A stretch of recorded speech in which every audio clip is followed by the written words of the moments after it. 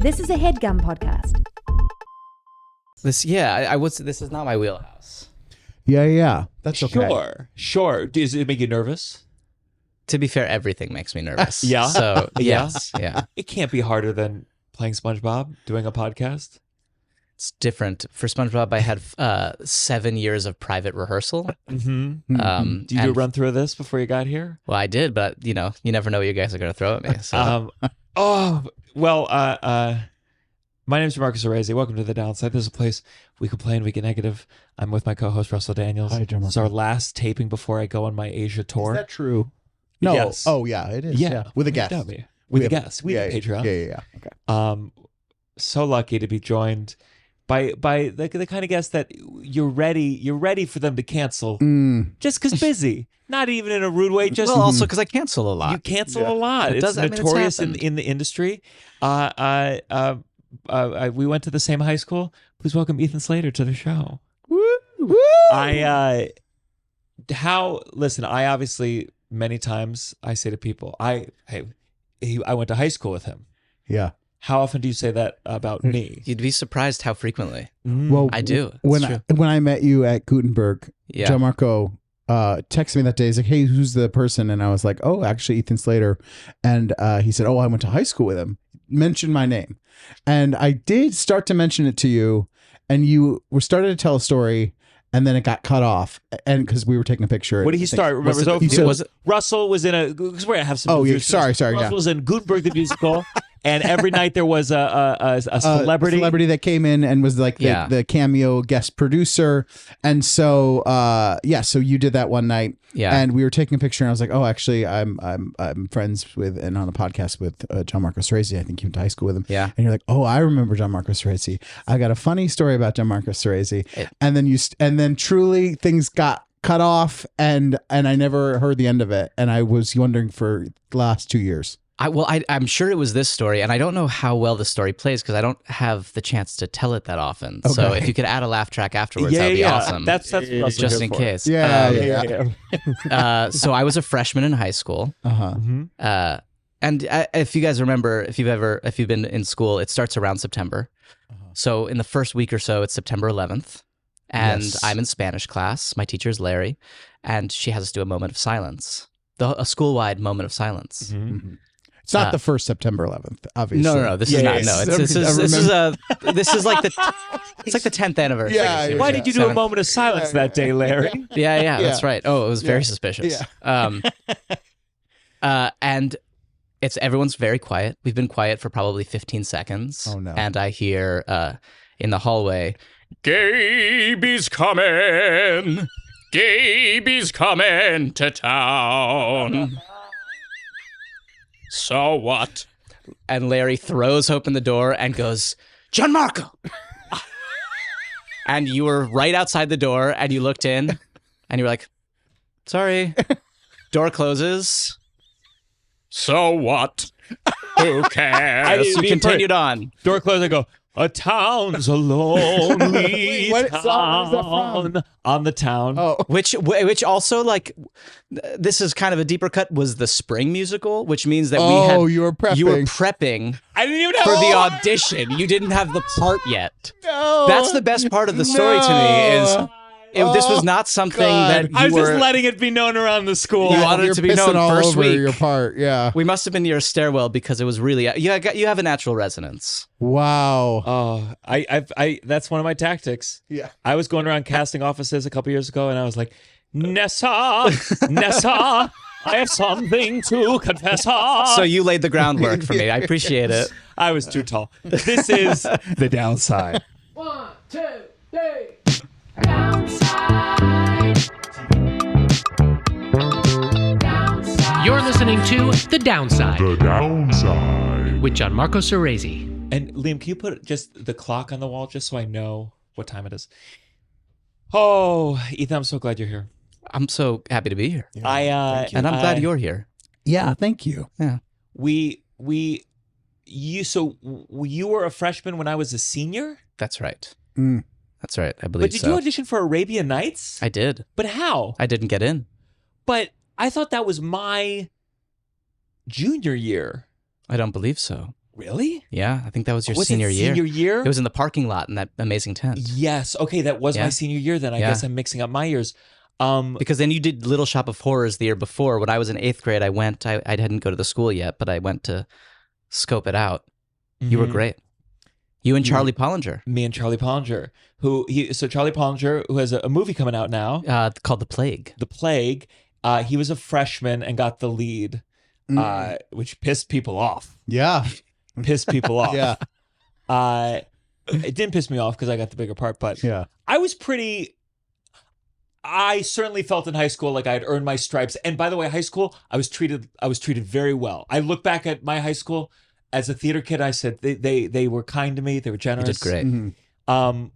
What did you think of me? Did you know? I mean, I knew I you. remember, yeah. Well, I remember being like, well, now I have to go to this school because he's great in Little Shop. No, you were great. You were, I know. I went there because I saw Ragtime when I was in really? 8th grade. I was choosing between Georgetown Day School and Sidwell. Classic. And the Classic acting choice. teacher at Sidwell said to me, weirdly, on the way out, he said, "You can do more for this school than it can do for you."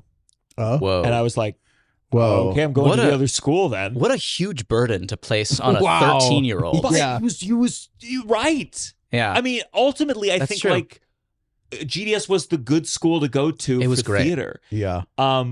A worse version of that when I toured North Carolina School of the Arts, which I got into and I did not go to because I'm a fucking idiot. When I was going around, there was a class having a session and some kid turned to me who was there and just mouthed, "Don't go here." Whoa. And it rocked my world. Yeah. And Yeah. I should have gone there. Yeah. 100%. Yeah, and he's Did telling that that story. He's person like, look I like have you? no idea why I did that. Did that person look like you? Were they worried about You think it's competition? a type thing? That's a good point. No, honestly, it was That's a because good North point. Carolina School of the Arts did one musical every 4 years or whatever. And I was like, I Oh, couldn't okay, yeah. possibly. Mhm. Yeah. I couldn't possibly. Now I do zero. You gotta musicals ever sing. for the rest of my Yeah. life.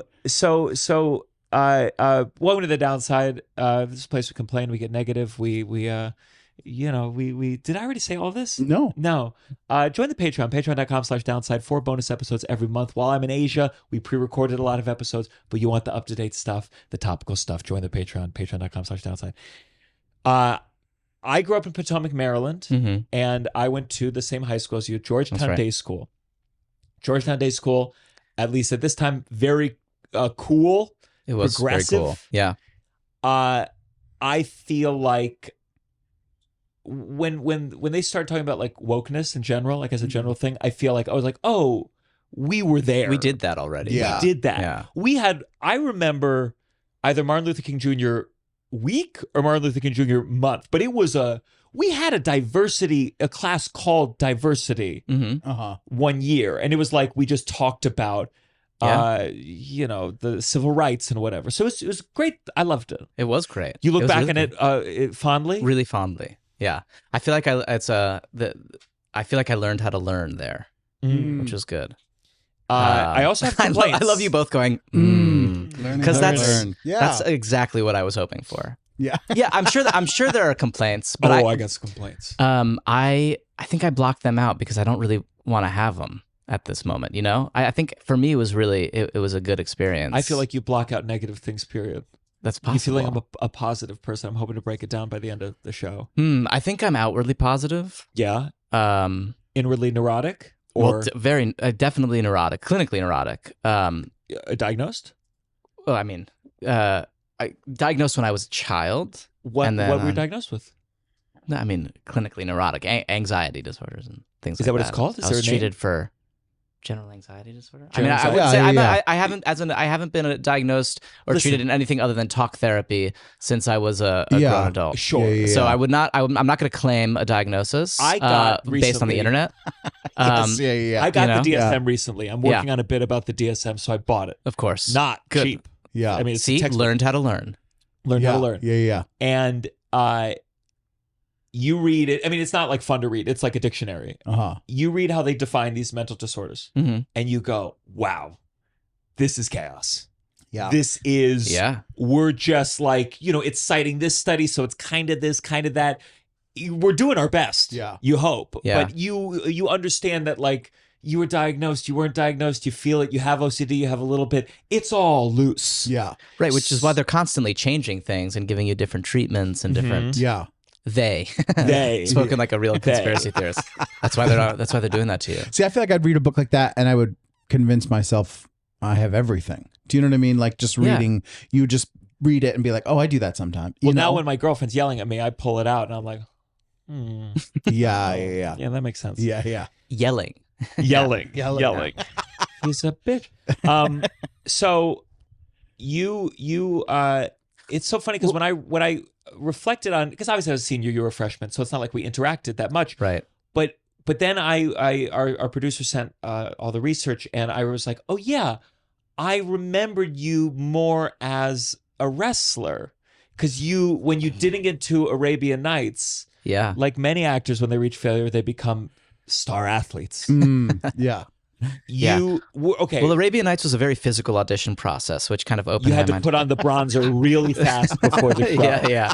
You are lucky that you did not do that show. Yeah. I do feel lucky, actually. Yeah. I do. I look back and I'm like, I don't have any pictures doing that show because I didn't do it. Yeah. We put on so much makeup for that show that I got an eye infection. Because really? I don't think we did brown face per se. What is it called when you put all that bronzer No. on? I don't know if it's bronzer, but we had like a lot of like loosely exotic makeup, I would say. Mm-hmm. And Loosely exotic is tough, I would say. Also. This was But go on. 2000. Hey, you talked about it. You talked about it in your Six diversity and seven. class, so it's okay. Yeah, right? we talked about it in the diversity class. That's true. Yeah. And I don't know. I played in the What's special. the name of the person you play? I had the playbill. I forgot to bring it. My mom gave me all these playbills. That's so fun. Yeah. They're. I don't want to tape of this particular production, but we were in a tent outside, and it was probably offensive, but it was so cool. All I remember about it. I'm sure your performance was great. I don't remember it, but what I do remember is building, like the idea of building an entirely new set with no theater, like as infrastructure in the parking lot. I was like, oh, the ingenuity of these students. And I remember thinking it was entirely the students' ideas. I don't know if that's true, but that's definitely like what they tell us. No, I'm sure Laura was like, oh, you're getting rid of the theater. Can we have another room? And they said, no, do a tent outside. Yeah. Like all cool theater, it's an invention of necessity. And suddenly in retrospect, you're like, wow, how artistic. It's like we didn't have a roof. Yeah. It was a great theater program. I mean, that's the reason I went, and it was like, we did before your time. We did Metamorphosis, and we built a pool, and we did tech in a pool. That's crazy for a high school. Crazy. And also, I remember all the actors. We were like, you keep the pool like cold, so we feel what it's like to be in the ocean. We did one rehearsal. We're like, we got to warm this shit up. And so we're like drowning like in the nicest water ever. It was so good. And you're like, ah! And then you die, and you would hide underneath the rim of the stage. Yeah. And so you wouldn't come back up, and people thought that was cool. Yeah. We did Pacific Overtures, which we've talked about very much. I was the Japanese dialect coach because I was a freshman. I was just trying to earn my keep. Yeah. And then did you do On the Town? I didn't do that either. Wow. You didn't get into that either. No, I didn't. So I played baseball that spring. Wow. Didn't go well. Wrestling went really well. Wrestling was a huge part of my life, stayed a part of my life. Baseball Were you was good short-lived. At wrestling? Yeah. Let's say We have a video, right? A video God. that's No. Can I tell you something? I have tried to get this removed from the internet. And you want to know what I can't do? Get it removed from the internet because I don't have a password. I don't have the email address associated. It's no longer a real email address. Yeah. So it is just there. Can I play it? Oh, I'm going to die. Yeah, sure. Yeah, play it. You'll see. I'm subjectively, I was good. Yeah, you posted this. I'm sure I did. I was very proud. Objectively, maybe not great. Subjectively, this is crazy. I want to set this to the Wicked soundtrack.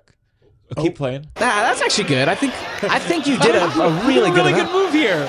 When I saw this, I was like, oh yeah, now I remember. Oh, wow. Oh, look at that. Okay. Yeah. Okay. Yeah. Should have thrown the half in though. You know what I'm saying? Like I really wasn't gonna say anything. I should have combined moves. Yeah.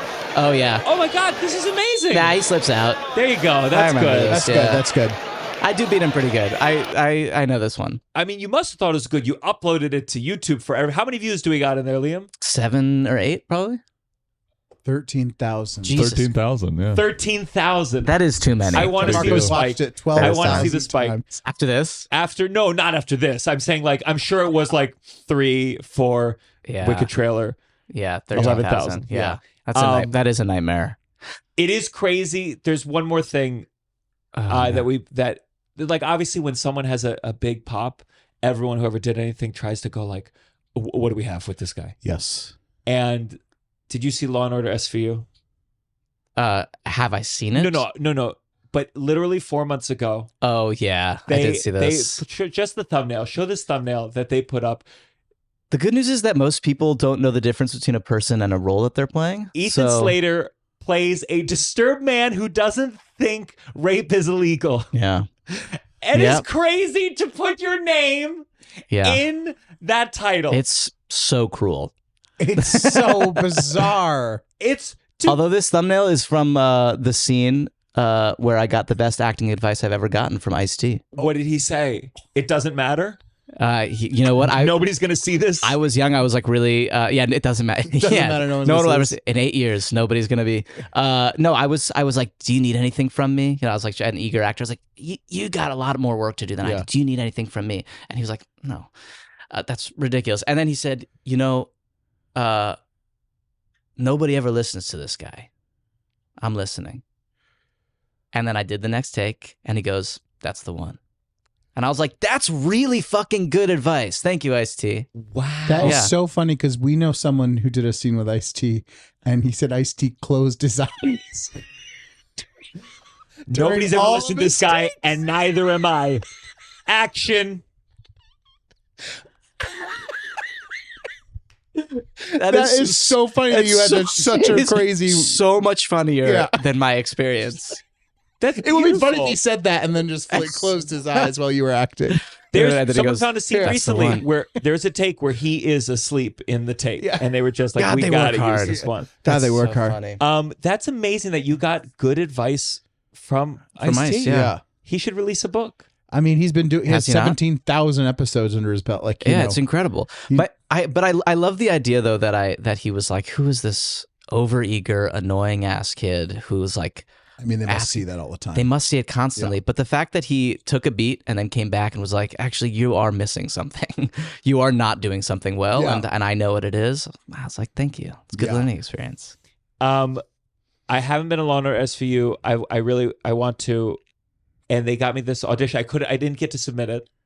It was on my birthday. It was due and I should have done it. But it was like playing someone who's accused of pedophilia, and the lines, there were like 10 scenes where it was like, this guy's a pedophile, and I can see the title would be Gianmarco Soresi is a pedophile who thinks that. Yeah. It's kind of cool. Yeah. But your character's intense. That's a ugly. I can't. You have it pulled up? Yeah, I don't think we should. Yeah, we don't have to. This is one People thing that I see have it at home. Yeah, you could just look up. Yeah, just look it up. Yeah. Look at it at home. Yeah. Yeah. Fantastic. That's fantastic. Yeah.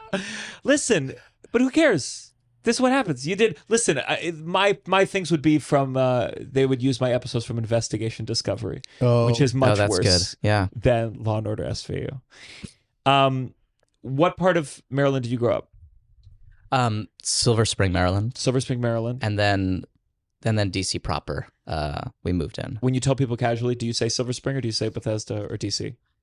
I usually give the long-winded answer, so I'm not accused of being a poser. I say, Silver Spring, Maryland, until I was 13. I moved on my 13th birthday into DC proper, so I claim DC for my high school experience. You can say DC if you really move there. I mean, I definitely could say it, but again, anxiety. I don't want to be misunderstood. Sure. Yeah. They're gonna be like, wait a minute. There's worse things to lie about. You're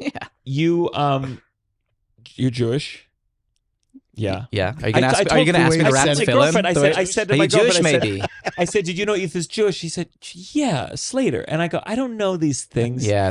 It's the hair. For me, if any hair isn't my color, sure, I go not Jewish. Your color. Sure. Yeah, my color. The color. The well, chosen color. we were Slutsnik. So I'm thinking of changing it back just to honor. Slutsnik, yeah. You're thinking of changing it back just to get away from that Law and Order clip? Well, yeah. Then no, that was Ethan Slater. Ethan Slutsnik thinks rape is a crime. Guy. Yeah. Very clear on the law. It was Slutsnik. Ethan Slutsnik is a lawyer and he understands. When did they change it to 50s, I think. I think it was my grandfather in the 50s. They changed it once they were in America. It wasn't like They an were already. Ellis It Island wasn't an change. Ellis Island thing. I think most Ellis Island things are exaggerated for effect. I think it's a better story.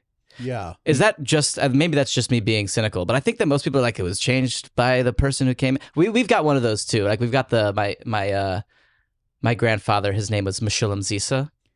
Oh man. Yeah. Oh, so we're Jewish, by the way. Meshulam Zisa, and the story is that he came in. Somebody looked at it. He says, "Zisa sounds like Caesar. We'll call him Julius." And that was my grandfather, Julius Slutznik. Became Slater. So it's a great story, but that's not what happened. Can't be, right? Yeah. Yeah. Can't be. Could Julius Slutznik is a good name. It's a though. great name. It's I a actually do great think. name. I mean, I kid about it, and my sisters hate it when I say this, but I do think Slutznik as a stage name is kind of great. It really does have a ring to it. It has a ring Slutznik. to it. It makes you think that can't be It's right. a toughness to it. That you can't know? be right. It doesn't make you think sluts. I keep hearing sluts. Oh no, that's But the first thing you hear. Well, if you're a girl, it's harder. That's But if probably you're true. a guy, it's Yeah, Slutznik. Sluts. You know, like I like it. Yeah. Well, just do you play yourself in a show, but it's not you. It's Ethan Slutsnik. Right, It's exactly. your yeah. alter ego. Oh, That's that's right. good. Yeah, You start feel doing neurotic. Nice. a cabaret act, Slutznik. That's good. Yeah. That is a good idea. I don't want to tour. All Jewish songs. You don't touring want to tour? Touring sounds bad. Do you think is touring fun? Do you like it? No, it's brutal. Yeah, it seems really hard. It's really. I do it twice a year with him, and it's horrible. Yeah. Yeah, it's destroying me. Really. Yeah. I don't know how you live that way. What's your favorite part about touring? I sometimes reflect on the fact that the meals that I have as a human being are out of this world. That I'm eating some of the Interesting. best meals everywhere, all over the world. Because the way that I treat myself is I land in these places and I go, I gotta have the thing at least. Right. Everything else is so miserable. And Liam is my opener for a lot of these. We have some good meals. Yeah, no, we have like the best meals I think I've ever had consistently. Because it's like we're in Amsterdam for 2 days. Like, let's have the best possible meal for every single meal we can have. You know, like That meal we had in Amsterdam it was a 5-hour meal. Oh my god, The yeah, kind so of meal long. it was like 7 What courses. took so long? Just their the staff. vibe. You added were the lucky to get ambiance. one refill of water. I do- You better enjoy that water. I because- love a long meal, but I recently had one that was like 4.5, and I was like, okay, like Yeah. It does feel like It did feel towards the end it was a lot, and I do feel like our water got filled up by them just spitting in it every time they walked by. Yeah. Like, The look the waiter gave me when I was like, sorry, one more water was like, yeah. these fucking Oh people. yeah, but well, man, I mean, they're cranky because they're dehydrated. That's true. yeah. exactly. Yeah. But also, Gianmarco drinks like way too much. I think. Yeah. Like, I've gone when I breakfast with him. He's pounding, burning hot coffees, pounding them. Yeah. Like 5, 6, 7, and so fast, and you can't have a conversation with you because you're too busy. Like, where's the waiter going to be for? Like, you're looking the whole meal for the next, and I'm like, just sip your coffee. The problem is I like a nicer bougie brunch, healthy brunch, but the thing that it's missing is one woman who looks like she was born with coffee pots in her hands. Like Yeah. she's Yeah. halfway through a Beauty and the Beast transformation. True. And they she's are too love a small. diner. The cups are too small. The They're cups good. are too small. Yeah. Did you like Morty's? Nay Krupin's? Where is this? Right next to our high school. Oh, remind me. The Morty's Delicatessen used to be called Krupin's for many years. If you're a fan of West Wing, it's where they always order sandwiches from. You had to walk down. You had to walk down yeah, a you had to ways. go up and then you. No, you went. Yeah, you went like up the little hill. Yeah, it was like a On spot for the Wisconsin. theater folks to go sometimes. Definitely. Yes, I worked do there as a remember liking waiter, Oh, There was a waiter. and I loved it. And it made me love it was a very romantic image of carrying hot pots of coffee and saying, "Can I fill you up, hon?" You know. When were you working? Like morning shifts, night shifts? I was doing mostly brunch shifts because the evening crowd was not great at Morty's Delicatessen, which is now closed. For I worked that at exact reason. Bamboulet, which closed. Yeah. And then I worked at Stars or Mimi's, singing waiter. Whoa. Singing waiter. Did you have a go-to? Gaby's coming. That was only on 9/11. By the way, how was my impression of you? Was it? It was it really kinda- good. I knew exactly who it was. Thank you so much. Yeah. I've been working on that for 14 years. Yeah. When I heard it first, I was like, "Is that Gianmarco in the hotel room Yeah. next to me?" Or Yeah. is that Yes. Oh my someone God. doing Thank an you so impression? much. Yeah, that is the thing when you go on I can tour. still hear you just him through hear the him wall. through the walls of the down hotel the hallway is screaming, better. singing, and you're like, what is happening? It's 2 a.m. Like, what? Yeah, Ty, his other opener, got a video of him and one of the housekeepers being like, "Is someone singing in there? Like, it sounds good." I've only come back to singing recently. I hit a wall, so I started back again. So I'm in voice lessons for the last year. Fun. It's fun. It's a nightmare. Chrisline again? No. Crazy that I know who your voice teacher in high school was. Wow. I know. That's good. Yeah. So you did make an impact on me. That is nice. Yeah. Noah studied with her too, if I recall correctly. That is true. So that's So did probably Charlie. why you know. So did Charlie. Yeah. Yeah, I guess they did, and I was the first. You were the first. Yeah. I led them into that. Oh, So yes, So I you took a did. break. Joey was my go-to. Joey. The problem with these They all songs that sound they the would Joey, Gabies, Valjean. It was one of these songs you'd sing these Joey. It was sung by a guy who's like very manly. Yeah. Like he's talking about all the women. He's talking he needs to go because he needs to fuck more women. That's the song. Yeah. And he's describing them, and he's like, oh fuck. Okay, I gotta start the whole song to get to the lyric I want to figure out. That's worth it. Do we have a Or karaoke track? maybe he's describing like the smell of the women. Okay. Or maybe Arizona sugar beet. And I remember being in college and being like, I'm having trouble connecting with the smell of the Arizona sugar beet. And there I have my gay teacher. We need someone to be like, he's talking about pussy. Yeah. And you gotta like something there. Yeah. But instead we're like, what is my connection to Arizona sugar beet? Yeah. Or avocado. He says avocado too. All sorts of very earthy things that I'm like, that'd be quite a beautiful surprise. Yeah. When you're singing Avocado. as a singing waiter, are you making eye contact with the patrons? Or are you looking out? No, I think I'm looking out. It feels it's embarrassing. There's a degree of like, it's embarrassing even though we understand this is the premise. Yeah. And then people, you don't want to make eye contact because they're looking for you like, where's the refill of my water? Yeah. And you're like, I'm doing a song right now. Yeah. And I could have been fun. Yeah. I It mean, was a fun version where like, That's- Joey. But I Right. was like, Avocado. I'm going to act. Yeah. Yeah. Yeah.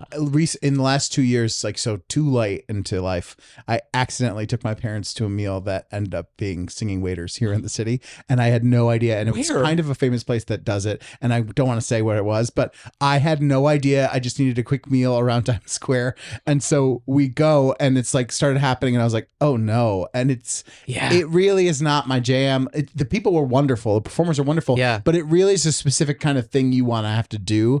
And you're not able to really talk. And it's you don't know when to fit in and when to like do, but it was a total surprise to all of us. And it was like, we sat down and then it started happening and you were like, oh no. And we were stuck there. I'm not going to say the name, but I'm sure it was the same place because I also did that recently.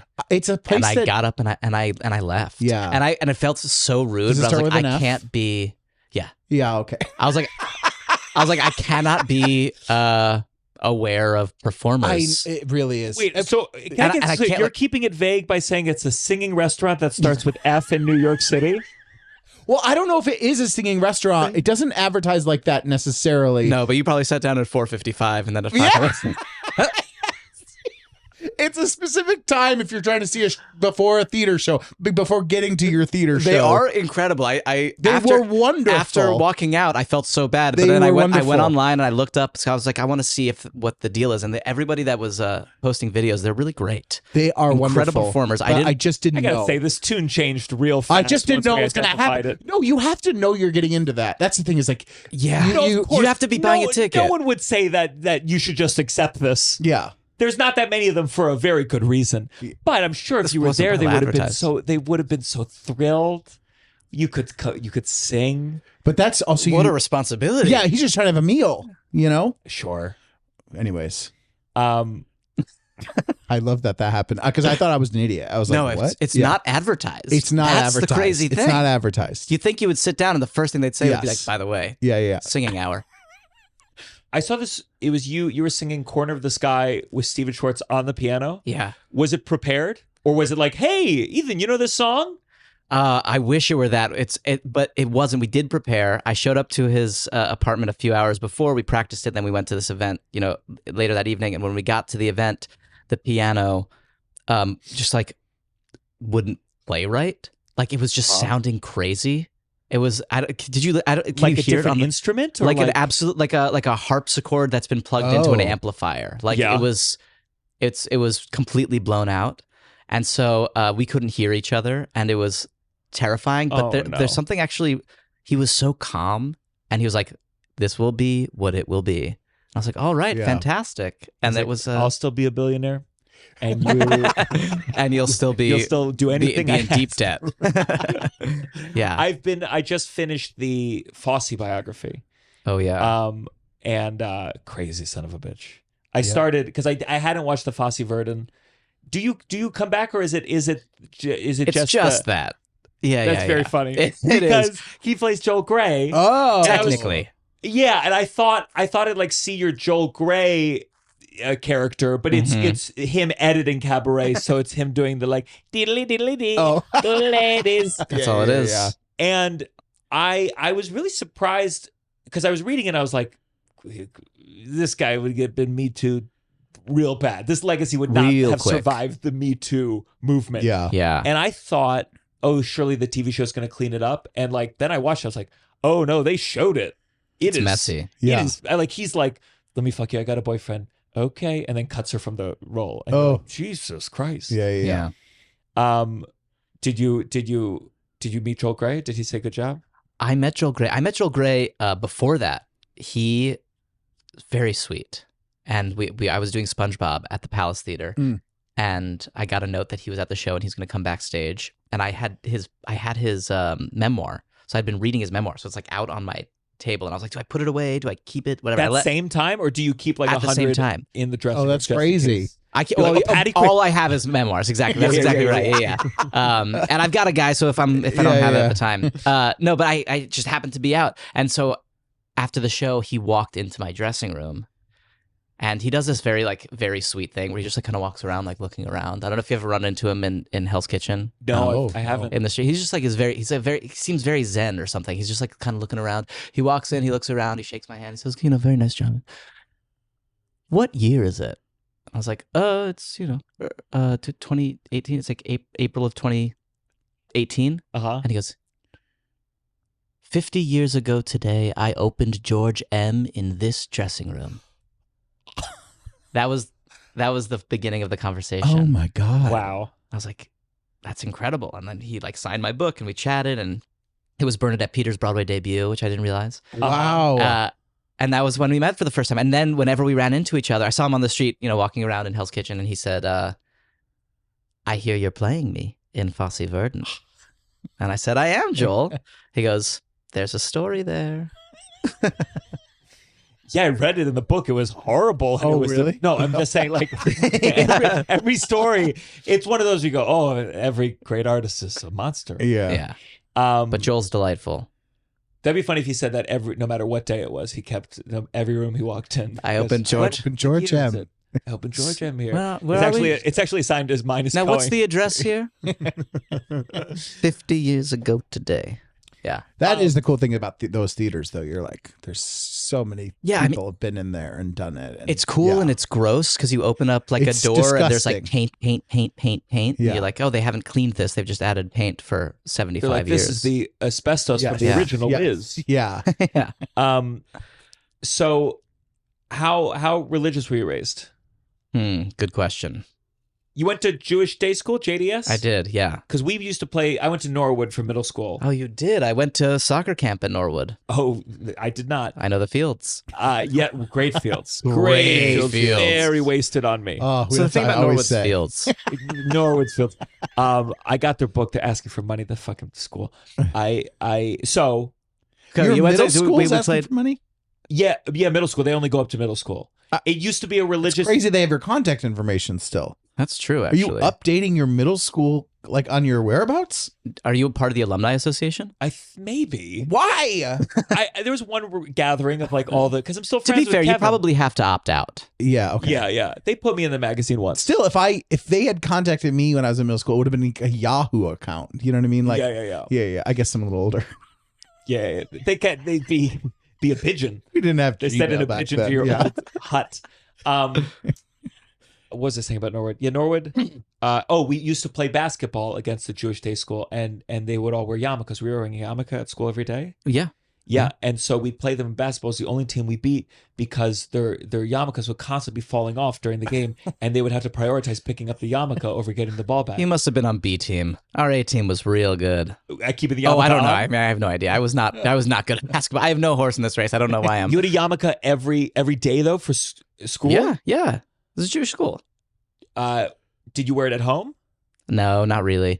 I think the thing that sums up, I checked my dad on this story, and he says he doesn't think it happened. But the thing that like sums up my childhood is my dad would go to Minyan frequently. He would, we were part of a conservative synagogue and involved in the community. Went to Jewish school, and I said to my dad at one point in my childhood, I said, "Dad, do you believe in God?" And he went, "Oh, Ethan, no."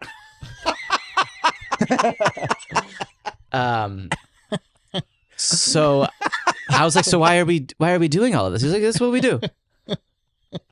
And then he kept driving. Happened? I think I was like 8. I think it was like third grade. Really funny. Yeah. So that's kind of is how I feel about. That's not true for everyone in my family. We run the gamut. That's the. Do you wish he had said? Because when I was a kid, I needed my parents to tell me there was a God. I was going through such an existential fear of death thing. Yeah. Like I saw, maybe it's Are You Afraid of the Dark? Some Nickelodeon scary show, and I would go there and be like, "Oh, what happens when you die?" Yeah. And my parents, if they had ever, maybe they should have said that, and I'd be adjusted now.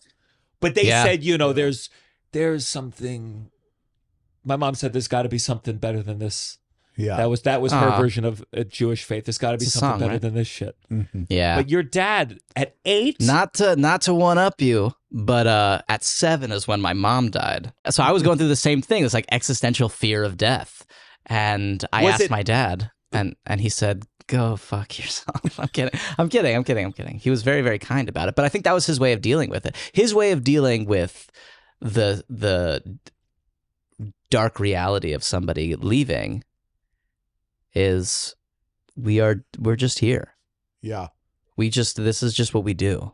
But when you were 7, was anyone telling you versions of she's in a better place, or people were? Yeah. I don't think my dad was. And I don't know if it's a good thing or a bad thing. Yeah. What do you I mean, looking back on it, first of all, are you anything now at all loose, or are you like your father? No. I think I don't know. Loose maybe. I think that there is like a real connectedness about people and humanity. I think it has to do with the ways that our brains are wired more than I think that it has to do with like an eternal being. Sure. I don't know. I feel agnostic and open. I don't want to tell anyone they're wrong. You don't have to tell anyone, but it's no. I don't mean like here. I just mean in general. Like I don't have a strong belief system, but that doesn't mean that I feel unmoored. Like I think that I feel like the world is very weird and things happen, and I don't believe in coincidence. At the same time, I don't necessarily believe that everything is connected. Yeah. So I'm just kind of. So when you were 7, was it sudden or was it expected? No, it was expected. It was expected. It was a years long battle. Who were your primary people that were like looking after you? I mean, that's such a horrible scenario to deal with because I'm sure your dad is so occupied with grief, right? Let alone being able to take care of. I look back on it, and for all of the difficulties and quote unquote mistakes that happened, I'm very impressed with my dad because he had 3 kids. Mm-hmm. I have 2 older sisters who are at significantly more difficult ages to lose a mother than I was. Yeah. I mean, 7's tough, but it can be harder developmentally. Let's rank the ages. Time is. I've always 13, thought with divorce, 2. I would go, "What's the best age to get divorced?" But losing your mom, that's a bleak list. Yeah. But I'm sure after teenager years, they were teenagers. Yeah, like the 13 and 11. Yeah. It's tough. I mean, I don't want to speak for them publicly, so I won't. But I do think that it's like easy actually. Yeah. Ideal. They're like- Ideal time. they're like, what? Wait, what happened? No, but I remember that it was during Shiva. I was like playing in my bedroom. I was like jumping on the bed with my friends. It was like a big play date, you know. Yeah. And that used to haunt me. Because I was like, wow, how guilty I feel about not understanding the stakes of it as a 7-year-old. But you don't understand the stakes of it. When did you have a re-looking back and feeling bad about it? Was there an age where you revisited all that time? Yeah. Oh, sure. I think like throughout high school, I think puberty and adolescence was a And big you're like, I was one. playing tag. Yeah. I was like pushing friends off the bed. You know, we were like jumping up and down, and like I was like, you know, Shiva's 7 days. Mhm. And you cover all the mirrors. Yeah. You did it. Yeah. Cover the mirrors, rip the clothes, daven in the living room. And do you feel there was like a mix? Because you said like first it's losing your mom, but then it's also confronting mortality for yourself. Did it feel like Sure. both things happening at the same time? Yeah, maybe. I don't know. I don't know that I ever like confronted mortality, or maybe I did. Maybe that's what it was. I think I confronted it, and it didn't like rock me. I don't know. Mm-hmm. I don't think it was like a conscious, oh, I'm here for a finite time, so I have to make the most of it. I don't think it was anything conscious. I think I had a lot of unconscious reckoning with mortality. Yeah. Yeah. I had I grew up with no religion, Mhm. and then in college, I suddenly, a little bit of OCD, I think, mixed with it, just anxiety about death, and just like this constant, like wanting some kind of answer. And I always just wonder what it would have been like if at a younger age, first of all, if a tragedy had occurred, or if I had a parent who just said like, yeah, you know, I don't fucking know, probably not. Just let's try to do the best. And I don't know, but I do have to believe that like all lies or all exaggerations or all overconfidence, it's you're going to pay for it later. Yeah, and I think everyone's different. For some people, I think for me, it was a good thing for him to like, for my dad to have that sort of weird blasé attitude to it. Yeah. For him to just be like, no, don't be ridiculous. Like, we live in the world. Yeah. Grow up. You know, but I think that was actually helpful for me because it also gave me a story. I like immediately knew that was a funny story. Yeah. It took me a maximum of 2 years before I was like, that was funny. Yeah. That's funny that happened. So I think that was really helpful for me. One of my earliest memories of having the concept of death, I remember like I had just like learned about it, and I remember reciting like to my mom like, first grandpa's gonna die, and then grandma's gonna die, and then like I like in my mind it was like by age, so I was like like going through the family, and she was like, yeah, I remember her being like, you don't say that, like because I remember having no attachment to her. I wasn't saying it like a sad thing. I was just being like, oh, I understand what this is, Yeah. and here's how it's gonna work, you know. Was She there should be like, go ahead. was there like, no, you know what was there like an you're the guest. afterlife, like a religion kind of thing? There was not. in your No, world? I remember. I'm much more scared of it now than I feel like I was that. Like thinking of. Because now you know it doesn't go in order. It's fucking chaos out there. Yeah. So I think it's a very early memory. So this has been early, but like I was not attached to any sort of thing of like afterlife or anything like that. And I didn't grow up religious, so I didn't have any of that come in that early. When something like that happens, did they put you in therapy right away? Yeah. Yeah. Did you just continue throughout, or did you stop, revisit older? I think it probably was it was a couple years later that I started, and then I did it for a number of years, and I stopped by like maybe stopped in middle school. Probably a bad time to stop in some ways.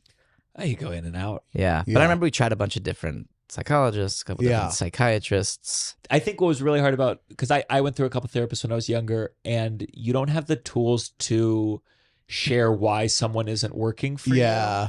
So you just go like, I don't like it. I don't like it. And like I had one therapist, first she ate her lunch during the session every time, and something Did about she that. share? No, and it like it was smelled. gross. It smelled. It was gross, and I didn't know how to be like. And I would just play with action figures, and she'd be like, "Is the Green Ranger your stepfather?" And I wouldn't answer, and she'd like try to interpret things from the action. Put down figures. your egg salad. Yeah. Like Put down your egg salad. I'll put down the Power Rangers. But there's also something about not knowing that you're being therapized that makes it really hard to engage in a real. And I like have these vivid little like flashbulb memories of being like, why are we talking about this? This doesn't mean anything to me. So I'm just gonna like blah blah blah blah blah, and then losing complete trust in the process because I realized that my dad was talking to the therapist, or like, and not knowing what they were talking about. And so there's like Don Draper talking to January Jones's therapist behind the scenes, like, tell her to do the dishes. That's where they got it from. Yeah. And did they like always want to talk about the thing itself? Or they're like, how are you doing at school? I think it was more of the latter. You're not gravitating towards musical theater, are you? I hope not. Right. Yeah. So were you always a theater kid? Because you have a lot of athletics for the average theater kid. Yeah, baseball, wrestling. I did baseball. I really loved baseball, but I always like loved being in the plays at school. We did the Music Man in 5th grade at the Jewish day school. Also did the Purim play in class. You know, what? No, the Purim play. That's like the Jewish Halloween. Ish. Yeah, give or take. What's the Purim play though? Oh, it's not. There's no the Purim play. There was a play that we did in Purim, and I played King Achashverosh, the king. Purim. I thought you were saying perm. The perm play. Perm. No, it's early naturally. I got it. Was it a good role? Were those shows good? I mean, it was definitely a bit of a standout supporting role. You know? It was the one that people talked about. They usually cast a redhead, but that wasn't why they cast me. It's because I was right for it. And then, it was a great thing. I'm sure it's filmed. Miss Sobel's class. Was that your first role? I think it was. Well, no, my first role was when I was 4 years old, and my sister was in a neighborhood theater. Like, we went to this woman's house and rehearsed upstairs, or in the basement, the like principals rehearsed, which is a scary setup. But she was like, 10, and I was 4, and she was playing Dorothy. This is you as That's exactly right. Toto. Oh my god, you were ready. Oh, Toto. I was Toto in The Wizard of Oz. Wow. I had one responsibility, which is, and this is a spoiler alert for the 100-year-old movie. I had to pull back the curtain and reveal the wizard. And it was just off. I mean, this is a video, if you play it. What's a video? 4-year-old. I don't think this is a video, but there is a video. I hate that picture. Oh, it's Instagram. It's on it. Yeah, it's just. Yeah. Funny. We'll find it. We'll put it up. There's a little thing, and all I had to do was like pull it back, and I tripped and I pulled down the PVC piping on top of the one adult in the cast. So you saw the man behind the man behind the man behind the man. Yeah, he goes, oh!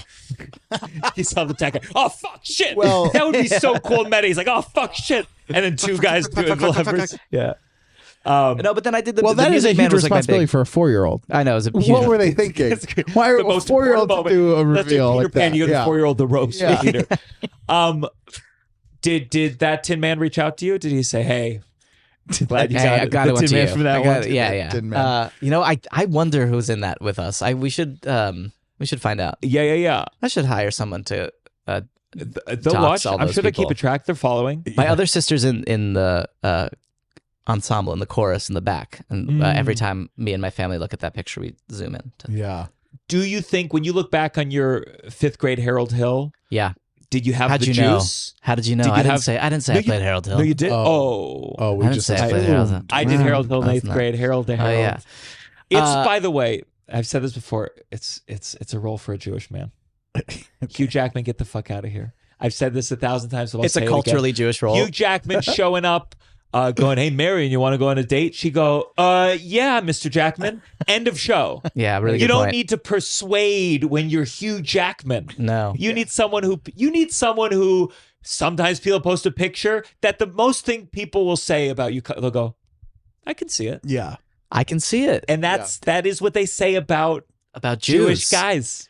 They go, I can see it. Whoa, really interesting layer that I'm gonna have to reflect on later. I see that a lot. Oh, they do. They did it with okay, maybe I can kind of see it.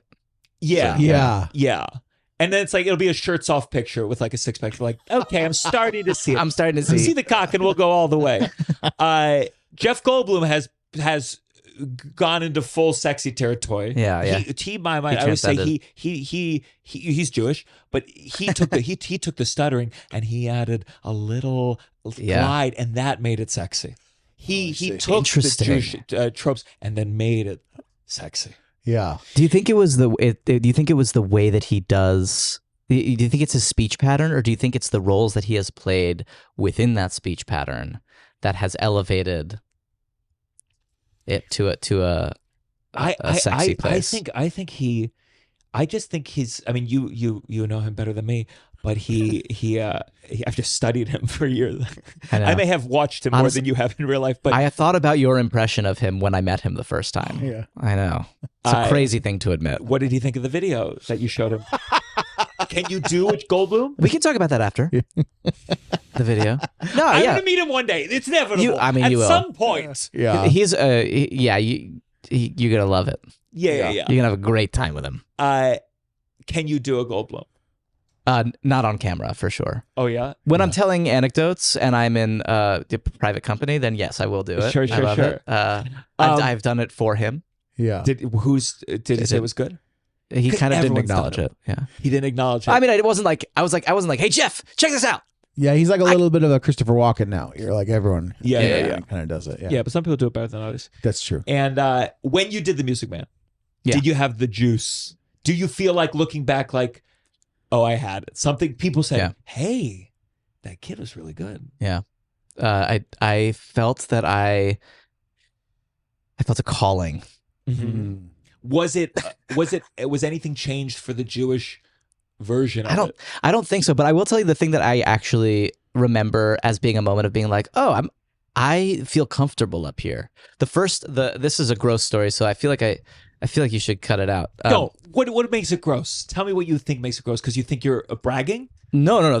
The second part is bragging. The first part is just actually a shit story. Okay. It's a story Go about for it. shitting. Yeah. I was. We were I starting. got trouble, my friend. I was really nervous. Yeah. I was so nervous for the first performance, and they're playing on the tape recorder, whatever it is, the cassette. Oh, not a overture. live accompanist. No, Okay. it was a Not everyone cassette has a tape. budget, you know. Yeah, this is the Charles E. Smith Jewish Day School in Rockville, Maryland. That I promise you they got a pretty good budget. They got a budget better than some of the shows you do. And so we were playing we got a little cassette. It starts and we're behind the curtain and we're sitting on the train and we're getting ready. And I'm like so nervous and I'm just like, my stomach is rumbling. And then I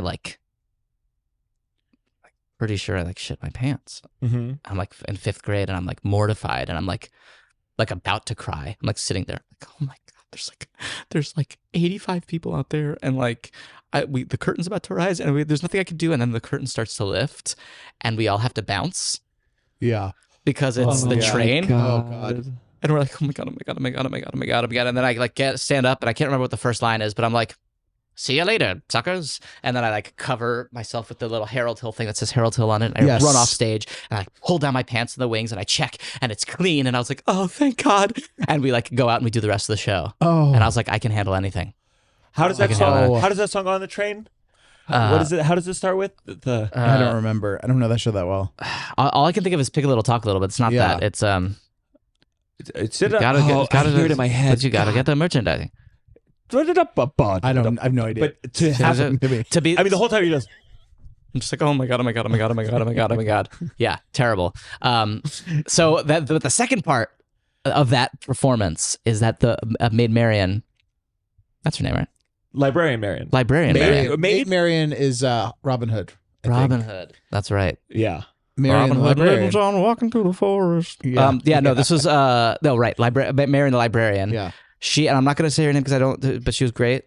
She was amazing. But this one performance, she did the last scene between them, the reconciling scene, in the scene where we met. Oh. And I was trying to work us back, Yeah. and we finally got back on track. And then we had to repeat the scene. It was the junior version. So it was about 18 minutes later. Yeah. And the reconciling scene first, that's the Hugh Jackman version. You walk in and everything's good. Yeah. And when we got there, I was so light on my feet and quick on my feet that I just prefaced every line with, well, as I said before. So the entire scene was, as I said before, I love you no matter what. I don't know anything. And I remember being like, I've saved it. I've saved the show. You save a show, you save the world. Yeah. And I remember that being a big moment, a big emotional moment for me. But no, I don't. I never felt like I was particularly. The other thing about going to GDS for high school is that someone a year above me was also just the best actor I've ever worked with, Noah Robbins. Yeah. And do you know Noah? No. He does a lot of Broadway shows, and was it in high school he got yeah. We were doing The Producers. I was a junior, he was a senior. He was Max Bialystock and I was Leo Bloom, and he was coming back for our final dress rehearsal from New York, where he had been auditioning for David Cromer's revival of Brighton Beach Memoirs. It's crazy. And he called like 5 minutes before getting to school to say, hey, I got the part. Oh my God. So I was doing it was a a really show. bad day for me. Did you audition? I feel no. It's feel just like you could have. It was no. It's a school where a lot of great people went through. It's kind of crazy. Yeah. And so I mean, I tell that story like kind of often as like, oh, I was inspired by being near somebody who had a success, and therefore I was like, well, maybe if I work hard, I can like be as good as he is and all that. And that's true. I do think that inspired me, but at the same time, I wasn't like, I'm gonna have a career in this. I was like, oh, this is something that a lot of people are way better than me at. Sure. It's nice. It's just nice that you had that dynamic. I saw Noah. I was a senior when he was a sophomore, I guess. Mm-hmm. And he's extremely talented. And this was a long time ago, but he had a small part in a Grease song. I forget why. We never did Grease, but it was like maybe an acting class where he like was in the ensemble of it. Yeah. But he basically made a choice with his character being like awkward or weird or comedic that was so large, so scene stealing that it was a mix where I remember seeing it and I had two thoughts. One, I was like, it was not appropriate, the choice for being the background person. Yeah. It ruined it. He wasn't supposed to be the lead of the thing. And I was like, that's wrong. And at the same time, I was like, the only thing I remember from that thing was how funny that guy was in the back. And it really was, as again, 2 years older, and certainly in a feeling of like, I'm the superior here. Yeah. But confronting this thing about art and about ensembles and about like the pursuit of being known and needed and whatever. Yeah. That you need to like stand out, but be a team member. But if you stand out and you throw everyone else under the bus, you're probably going to get a bigger part in the next thing. And it really, it's why I said, fuck it, I'll just do it by myself. Yeah. I can't synthesize these two things. Yeah. And we were on a sketch team for a long time, and we'll still do something again. But it still was also that too, where it's like you're making a show. But God, if you didn't feel like you fucking stood out, you'd feel like you failed.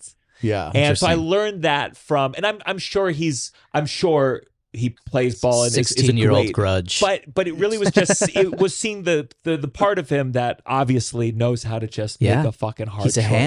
He's a ham. Yeah. He's a ham. It's true. I mean, it's funny because he also is like a really generous scene partner. Mm-hmm. Not to like, talk up too much. Yeah. But both of you could use some talking up. That's true. Yeah.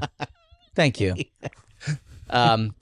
You mean like because we're tiny? Yeah. Oh, I see. Yeah. Okay. By the way, the buzzer to get in here, I know I said it already, but it's too high. It's too high up. I had to stand on my toes. And then you took a long time to answer. Liam's never complained about the buzzer. I think it's actually perfect. I wish that's they'd kind of move it a little higher. Yeah, that's a good point. We are about the same height, so maybe it's just a weird day for me. Yeah, if you don't accept that, then we're not the same height anymore. Yeah, good point. Yeah, it's actually it is perfect. Yeah, that's a good point. So you got some good parts in high school. You go to college. You're doing theater there too. Mm-hmm. And then what happened after college? I mean, what was the thing that got you into SpongeBob? I mean, if it was a quick wait, and you auditioned for Wicked Broadway and didn't get Bach? I did not get Bach. Have you reached out to those people since and been like, hey, same people who cast the movie? I know. Okay, so they realized. I know. And I was and mostly the same people, the same office. And who was the office? Telsey. Oh, well, all good. You were shocked. Yeah, what else? I got some more jokes about Telsey. Big fans here. Russell's got some great Telsey jokes.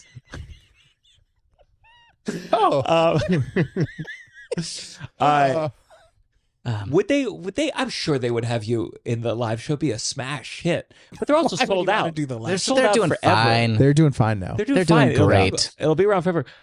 You were the one who told me this can you play the video we have of, I'm sure you've seen some of these, where it's very funny to watch the Tin Man from the original movie and then from this movie. So play this.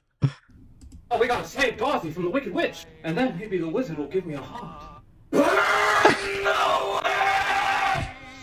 He turned me into a soulless freak! He gave this lion trauma! That's good. And it's so, because in the movie, in the original, the Tin Man's like, Yeah. and Russell was the one who said that If I only had a heart. Oh my God, can you do that? I'd be tender, I'd be gentle, and awful sentimental regarding love and art. That's good. Now do it. But so the wizard has put you up to sing that, but deep down your life is ruined. You don't have a dick anymore. I'd be tender, I'd be gentle, How's that? Is that? Yeah, that's good. That's and good. That's awful good. sentimental regarding love and art. Yeah. Is that a little growl? And Dorothy says to Scarecrow, "Let's go without him." I think that would be a great. Yeah. So I will say in a funny way, like when I put on that whole suit, I was like, okay, well, how does the Tin Man move? How do we do all this stuff? And I did just like learn the choreography to be like, well, what would it look like to do you the learned 1939? in that suit. Yeah, we just like watched it and we did it. And I was working with the associate choreographer, Will Loftus. We like got into a space, looked in mirrors, and like it was just if I'm gonna be the Tin Man, how could I like take like little things about the way that he moves and put it into my angry version? What is the dance? What's like one of the people like? Well, oh yeah, I mean it's little things like that, but it's also just like the tilting and then the tilting back, and he does it I think with a hook in the floor, the way that Buster Keaton would do it, and then Michael Jackson does it later. So I think he does. I think he hooked his feet in, but we would just do these like little tilts and. It's cool. It's cool. It doesn't make any fucking sense. Makes no sense. Yeah. So it's did one you of those think, funny like, actor maybe things. they'll to do. add it as a thing where like you'd have one motion, or you'd pull on the thing. Well, it's the way that I walk. You can see. Yeah.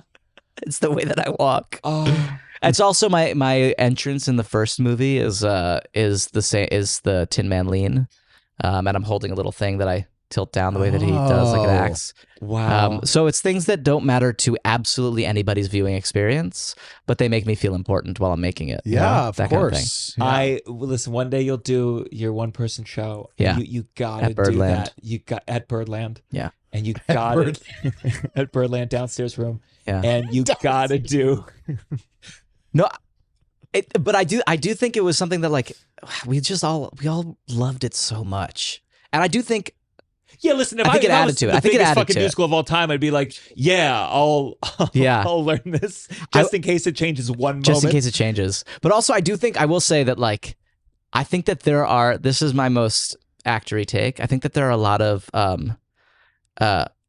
unquantifiable things that we do as performers. That a lot of them don't add anything to the experience, and a lot of them are invisible but add a lot. Yeah, and I totally like you know. Sure. Have you seen the play Practice? I saw it last night at Playwrights. No.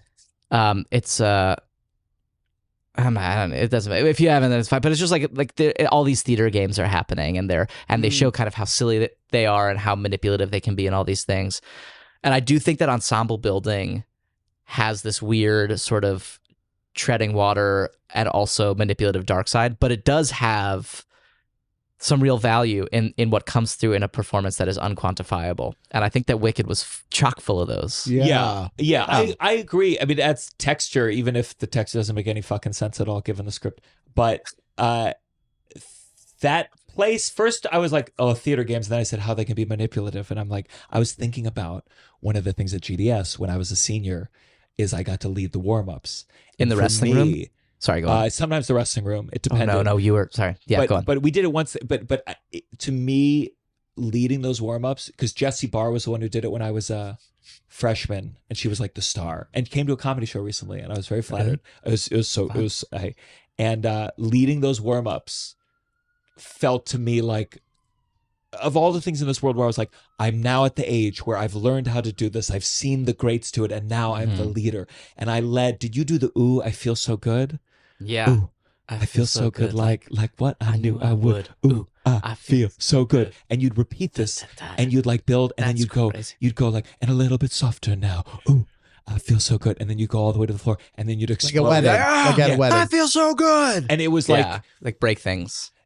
In so many ways, I feel like people who need theater, they don't necessarily know in the regular traditions of society how to celebrate, how to feel joy, how to move. I always say I struggle dancing on the dance floor, but give me choreo and I feel really good. Yeah. And in a way, I think exercises like that, the reason you're doing theater is like, I struggle going to a party and feeling good, but if we have a little bit of a script, if we have a little bit of group where we're all trying to do this together and make me the lead of it, I can really get into it. Right. And some of the it truly is warmest were some of the most joyous moments of my life. Yeah. Did you lead them your senior year? Would you do Simon Says or the twisty one where you walked in a circle? I don't think I was really into leading them. But maybe I'm wrong. I don't really remember. I don't think I really did. Oh, they were heaven to me. But I do think that like learning how to socialize in a group space is a big part of being a theater kid. Yeah. Because I hate social dancing. I feel so uncomfortable just being, someone's like, oh, go dance. I'm like, oh God, please kill me. So I think that it definitely is like. You're the wedding floor doing the Tin Man dance. Yeah. Yeah. Laura Rosberg was the artistic director or the head of theater. I do love calling her the artistic director. The artistic director of Georgetown Day School. God, I haven't. She wasn't necessarily one to like be like staying in touch. At least with me, maybe when you get a movie, she reaches out. I was always nervous because we did a fundraiser way back. I was. They asked me to host a gala. They're raising money for Georgetown Day School because they just need a little more to get to $1 billion. And you and Noah sang a song for the producers. Yeah, I was flat. No one heard it. It was a disaster show. It was one of those. No one quieted everyone down before the show started. Oh my God! It was like people were watching on the perimeter, but on the sides it was so loud. It was crazy. Yeah. It was terrible. And I was like, this is SpongeBob and the guy in the background of Grease. Was this at the school? Like no, was that like some club? It was at nighttime or like nighttime. Big. It was a gala. Was it adults being rude? Yeah, but it's like. It's one of those things where, like, if it drives me crazy at weddings. If you don't silence the whole room, okay, you're never going to gradually the back. I get the vibe, yeah. Okay. And this, I was so early in comedy. I think they paid me $2,500. Just I said, nice. This, and it was now I'd say, get the fuck out of here. Yeah. You get one joke for that. Which is what they got. But I stupidly submitted the jokes in advance, and the one joke that they said Laura didn't want me to do was I said, like, the theater department's so good. We did some shows we probably shouldn't have. We did Arabian Nights, Pacific Overtures. I said, thank God they never made us do A Raisin in the Sun. And that was one where she was like, please don't. And that's the last kind of memory. That's the last like interaction I have. But she was the best. Yeah. I loved and she's still, you still talk to her? I do periodically. Yeah. Tell her to say hi. I will. Yeah, she'll be thrilled. If she says who, don't tell me. Who? Okay. Who? I mean, she asked you to host a fundraiser. Gaby. By the way, I do think he's coming to town. We should do something. Yeah. I don't know the story. I saw that show. I don't know the story of that show at all. So all I remember of that show is like the image. Oh, and also the controversy. But the image of the stage and you singing in the hallway. What was the controversy? Wasn't that the show where someone Jim Mahady had to step on and do play the roles? Did he? No, I don't think Jim. So. Yeah. No. The acting teacher. Yeah. No, he didn't. I don't think so. The only time Jim did a show with me, we did How to Succeed in Business Without Really Trying, and the boss comes on at the end, and he was like the stunt casting. Oh. And there was one time he came on, and he did not know his line. Oh, that's and it was better. one of those, I don't know how long we were on stage in silence. And I think, I could be lying, I think I saved it, and I was in the ensemble. Thank you, Noah. Thank you, Noah. Thank you, Noah. Thank you, Noah. I love remembering those things though, where you're like, someone should do something about this going wrong. And when I was young, you certainly didn't do anything. I remember when we were doing Guys and Dolls, and we were in the the mission, and someone who was in the scene before, their mic was still on. And so they're going to the bathroom. Yeah. And you hear like the toilet flush, and then you literally hear, and it feels like everyone on stage, we all stopped talking to like be like, what's happening? And we just hear these two girls being like, I think it went pretty good. Yeah, me too. Like toilet flush. Like and everyone on stage being like just stopping instead of like talking louder or just letting it happen. Oh my and then God. like someone in the wings, like a mom who working the stage-hands was like, stop. Like, but she doesn't know where it's coming from. So it's just like, and then someone else be like, keep going. And like everyone on stage just frozen listening to this conversation from the bathroom. And the people all said, sit down, sit down, you're rocking the boat. Where did you grow up? Upstate, way up. Way up. Near Binghamton, like 3 hours north. Oh, nice. Of here. I know it. Yeah. Good. Good practice for your pod. I know it. And that's our show. Yeah, I do have a question. Were you both good conversationalists pre-pod? I'm not a good conversationalist. You are. You know what I realized? What? I realized the reason what makes me a bad conversationalist is because I don't want to have the conversation. Do you think the podcast has made you better in real life? It can, but I think it's made me more, honestly, this is a bad thing to say. This is who I am, though. I go, if it gets too good, I go, are the cameras on? Yeah. That is what makes you a bad person. Yeah. No, it's Yeah, like as we were walking in, you said, save it. Yeah, save it. Fair. No, I think I've gotten better. It took me, it's still tough. I still get anxious. Do you feel that way like in your relationship? That I'm a better conversationalist? No, it's like that you're mining for material. Oh, the two of us? The two of us? Yeah. Oh, yeah. Sure. Yeah. Oh. There's times that we talk that I think I'm more.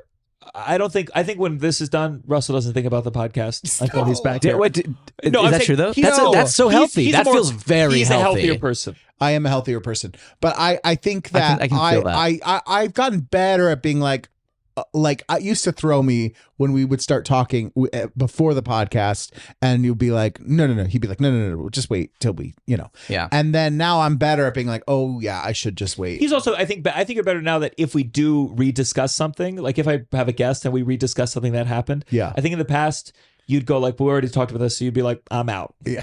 And now you'll at least like be like, yeah, I'm still interested. Yes. Oh, interesting. Yeah.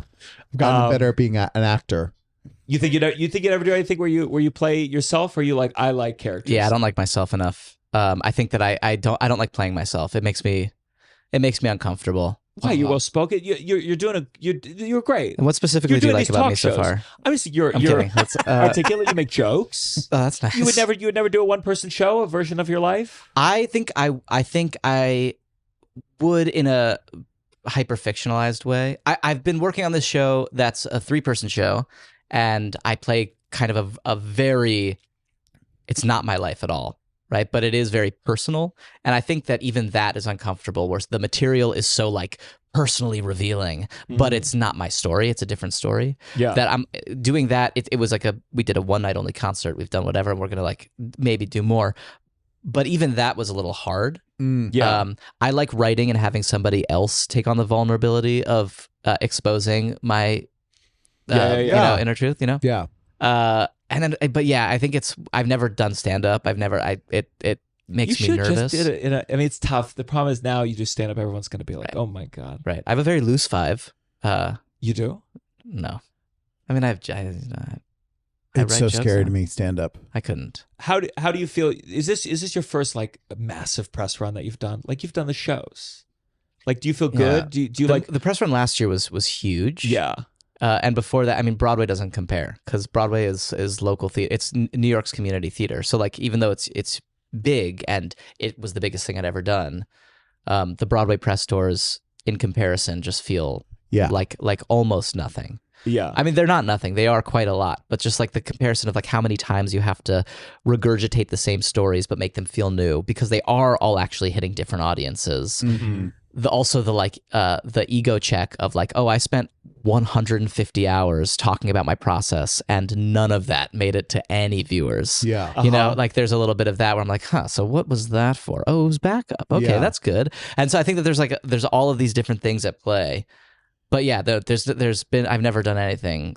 Also just like the exposure and the eyeballs and people like commenting on shit. Yeah. Crazy. Yeah, any little thing crazy. you like people will read into or blah blah blah. So, and I can't imagine like the amount of like PR people and things that you have to go with for those sort of things that are. Do you like the shoots, the modeling, was there a GQ thing? Yeah. Is it like when you go there?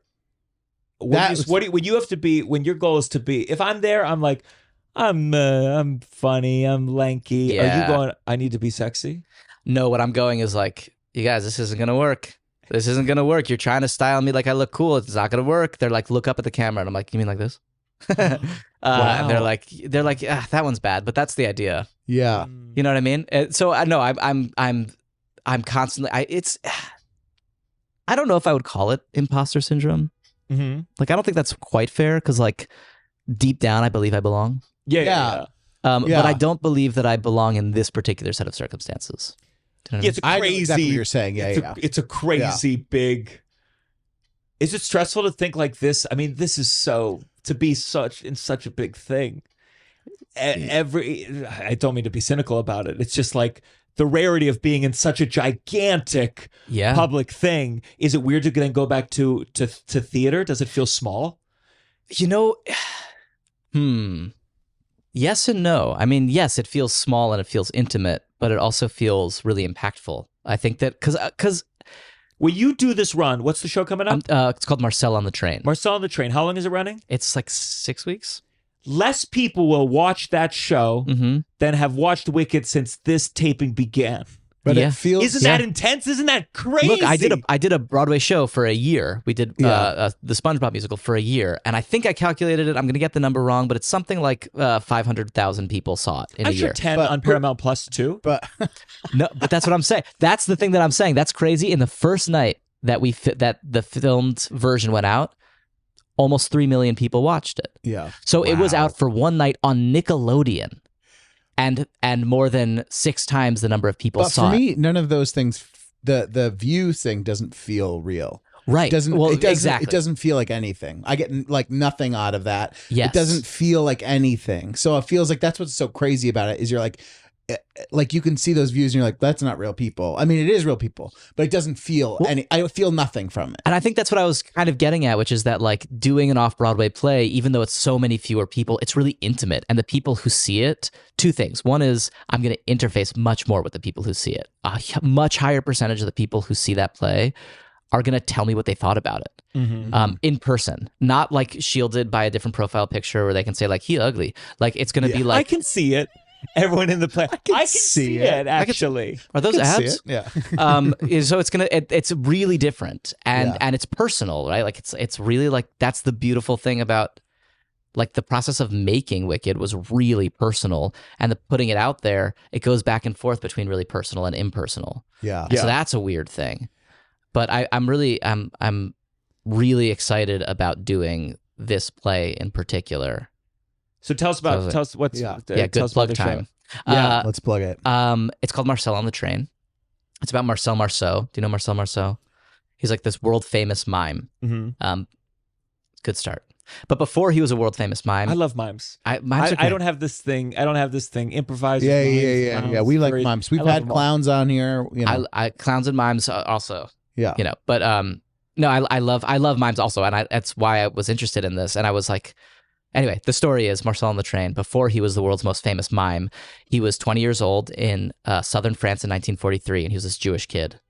And he joined the French Resistance, and he smuggled groups of Jewish orphans from an orphanage on this train over to the Swiss border to keep them safe from the Nazis.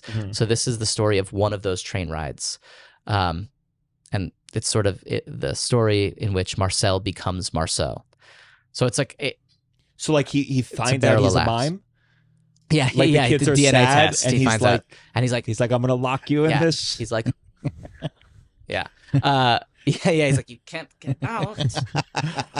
No, he's obsessed with Charlie Chaplin. He's like an entertaining guy. He's actually like a visual artist, and he's just trying to like keep them calm and keep them cool. And it's not that he like learns like miming techniques and whatever, but the true story is that afterwards he decides to go to drama school. And in our version of this story, where you go to drama school in Nazi-occupied France? He France. He studies with Lecoq.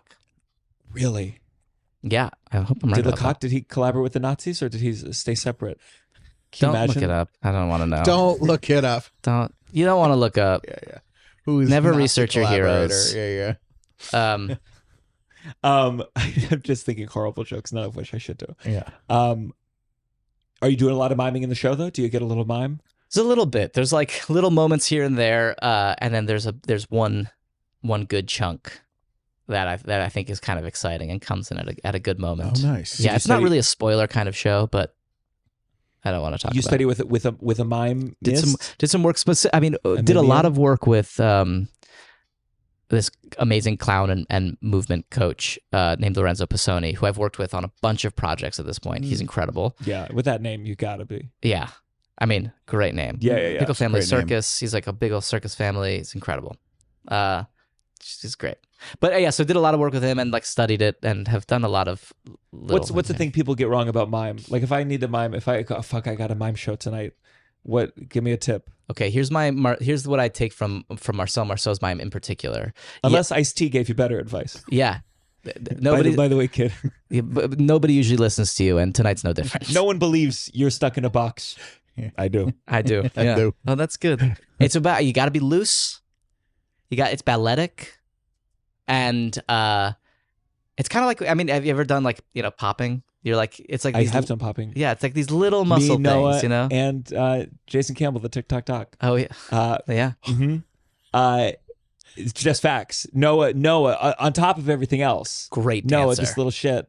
Who I'm about to be the star in high school, and then this freshman comes in. Yeah. Where there would be this is the kind of school I went to. Sometimes there's a dance break, an assembly, you know, Sure. and it would be Jason, who was like who was a pop.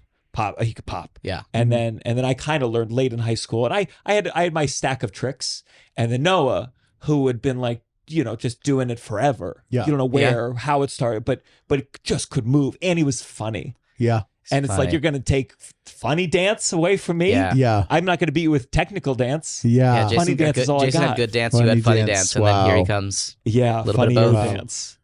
Both of us have visceral memories for the first time we met you. I'm just What's yours? realizing. Mine was at a rehearsal, but I don't really remember anyone else there. But he did a dance, a pop, like he did like Look at that! Whoa! They asked for special skills, and he like Isolations. went into the middle of the rehearsal, did like this full like number, Come on. and it was like no one else had really done that. And everyone was kind of like, "What the fuck is this guy doing?" But Whoa, he was really a good. bold choice, and it really was like, Oh man, I feel do. like that this is the thing that strains credulity about your Noah story. Just by the way, you saying that was a moment of like, oh, somebody like sticking out and like trying to make a big choice. You learned it from Were him. you and then ever not sticking out and making a big choice? or you just No, took but I was Noah's never in move the and you were like, ensemble. "Oh, I'll do it." No, I remember my like moment where I arrived was I was in the play freshman year of high school, and it was rare. I was the only freshman in the play, at Yeah. least with lines. I was Sebastian, and Jessie Barr was my sister, and I mean I idolized her. Yeah. And I just remember the way I dealt with anxiety freshman year. I remember being backstage before my first coming out, and I would say to myself, I said, Gianmarco, it's not that big a part. If you're terrible, the show could still be good. That was like how I talked my nerves down by myself. I mean, that's kind of a great thing to say. Yeah.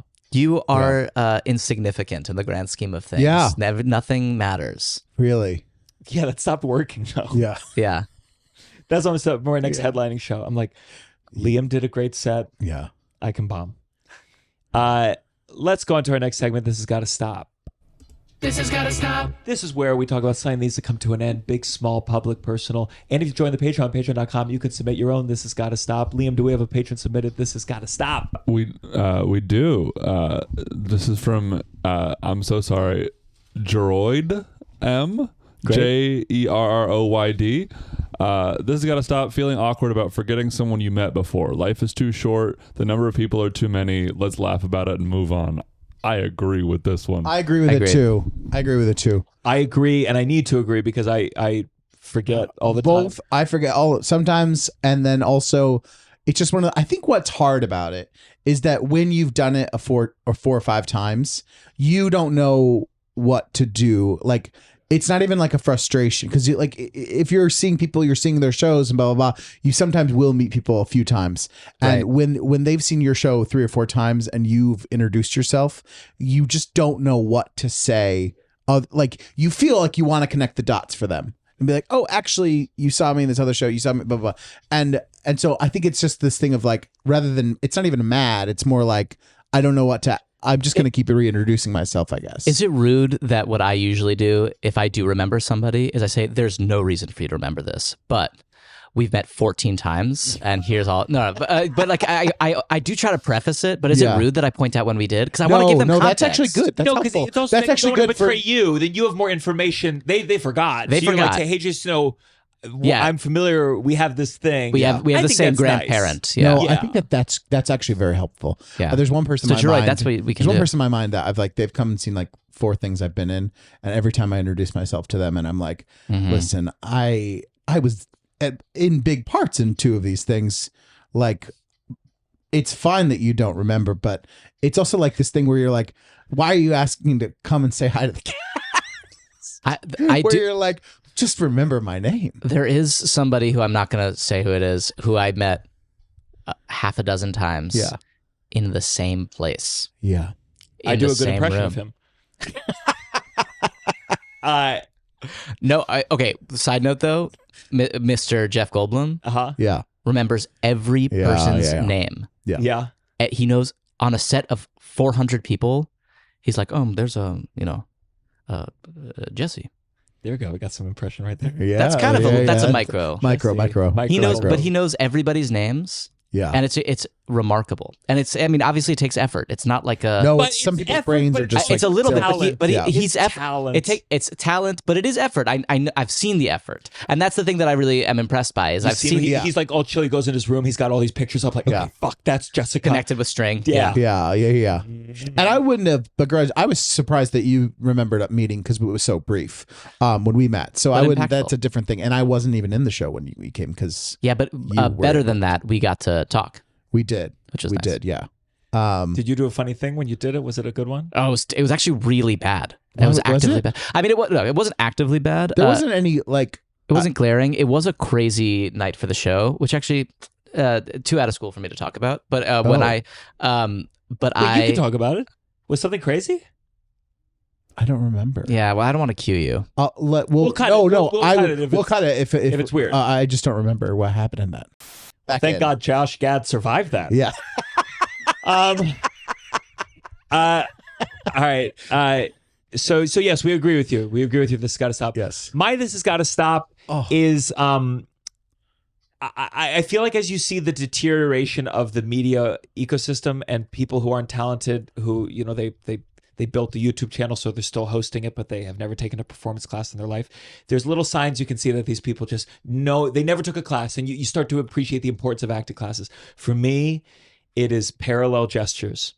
Parallel gestures are something that like you learn. I remember in high school, early acting, I'd say to Michael de Havilland, I'd say, I don't know what to do with my hands. And this is something you confronted. Mm-hmm. Now, I don't think Mr. Beast has ever asked himself, I don't know what to do with my hands. I don't think Barry Weiss has ever taken advice from anyone other than a rich person who doesn't know what to do with their hands because they have servants to use their hands for them. Mm-hmm. And so you'll see Mr. Beast, who's made more video footage than all of us in this room combined, just going like, welcome to the Beast Games. We're really excited to do, and it's the whole time. Barry Weiss, I'm sitting down with a Nazi to find out why they deserve some sympathy and do this thing. So you have to, if you're going to speed about the demise of humanity, at least take a performance class so it can be a little more easy on the eyes. Yeah, that's good. You get what I'm saying? I do. Say. And you can sign up for that performance class at our Patreon. Patreon.com/. That could be our thing. We teach an acting class. An acting Teach class. an acting class. Online Yeah. class based on just those pieces of advice. Yeah. Wait, Ethan, you go. I didn't find mine. I have been dreading this. Why? You're doing great. You're doing so well. Okay, here's my list. Go for it. Just I'm gonna go with say my this has got to stop. Say it and Yep. and All right. we'll riff. My this has got to stop is that there's a little button on my phone that whenever I accidentally press it, it sends me to the home screen, and I can't delete it, and I can't change what it does. There's no settings function for it, and it needs to disappear. Do you guys have this? No. It's like this fucking my little God. thing. This has really You can got get to rid stop. of it. How? Can't. I've had it for years. I have no fucking idea how to get rid of it.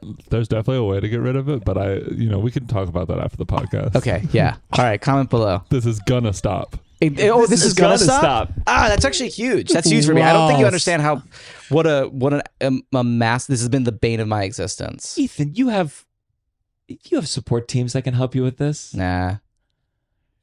No, I've asked. You've asked? Well, I haven't asked so much as I've hoped that they would tell me without me asking. Yeah, I got that because like at some point the button stopped working and that's like a feature. Yeah, this is You can easy. add it, but you can't take it away. Yeah. You Find out. How do you take it away? Is it right there? Oh my God.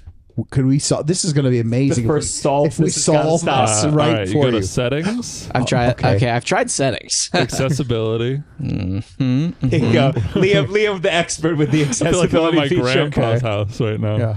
Like, all right, Grandpa Ethan. So you open up your phone. Oh, fuck me. It's going to be here, isn't it? Touch. What am I supposed to touch? It's like under accessibility. It's called touch. Yeah. And then assistive touch, and then switch it off. No fucking way. Hey, look at Wow. We solved it. This has stopped. This that. has This stopped.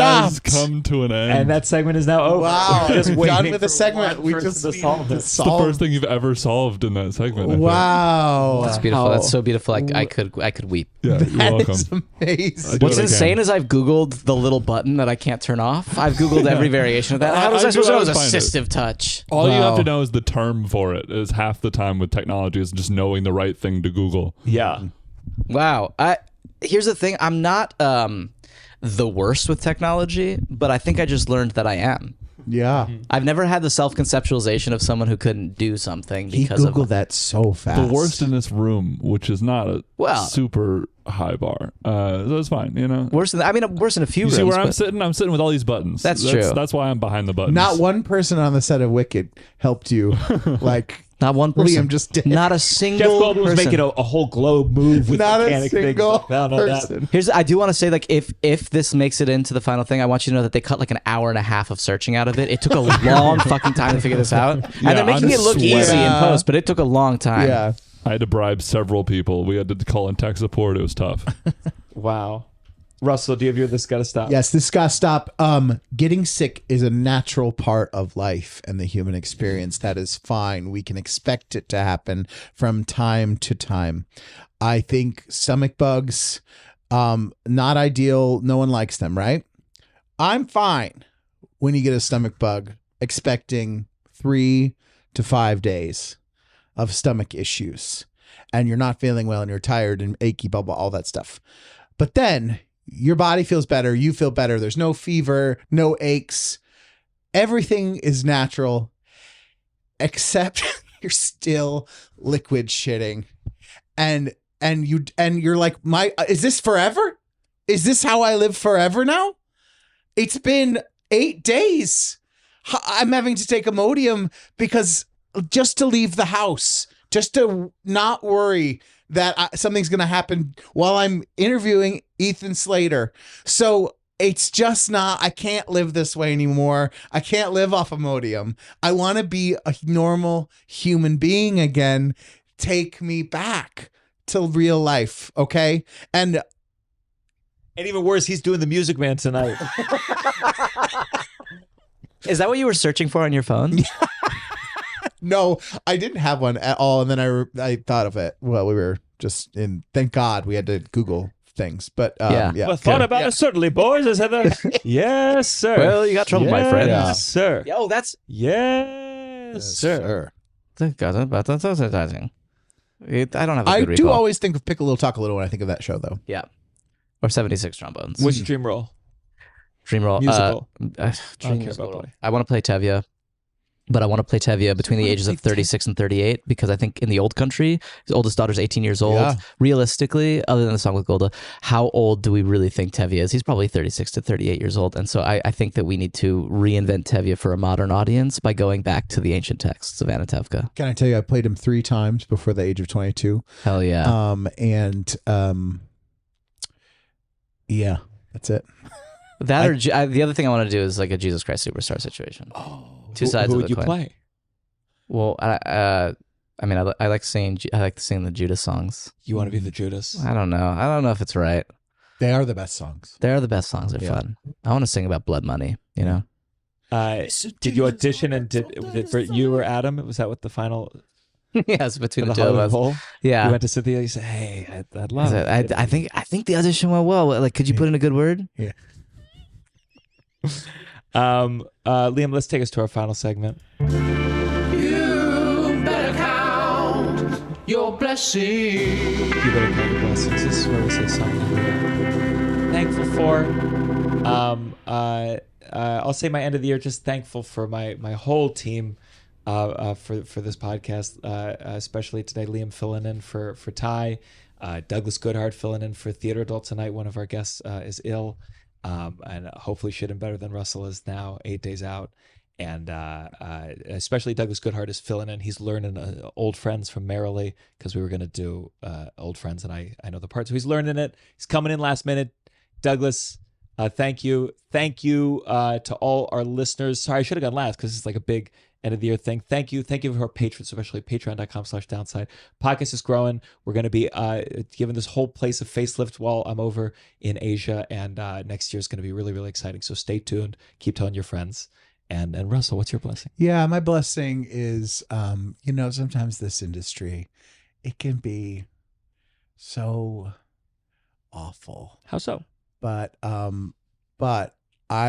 whenever there's in those moments of awfulness, real humans who you're like are reminded of, like, oh yes, there are very real, kind, loving human people also doing this and are in it as well. And anyways, it was not a great week for me in terms of some things, but spoke with some lovely people who I do really respect. And I'm sorry, this is so vague, but I just have to be vague. But yes, there's go to the Patreon, put the pieces together, and conclude. No. But some lovely people that I'm very thankful for and happy for. Yes. Ethan, do you have a blessing to see us out? Yeah, I am. I think I'm grateful for a lot of things. One of the things that I've been thinking about a lot recently is I'm grateful for different forms of community, and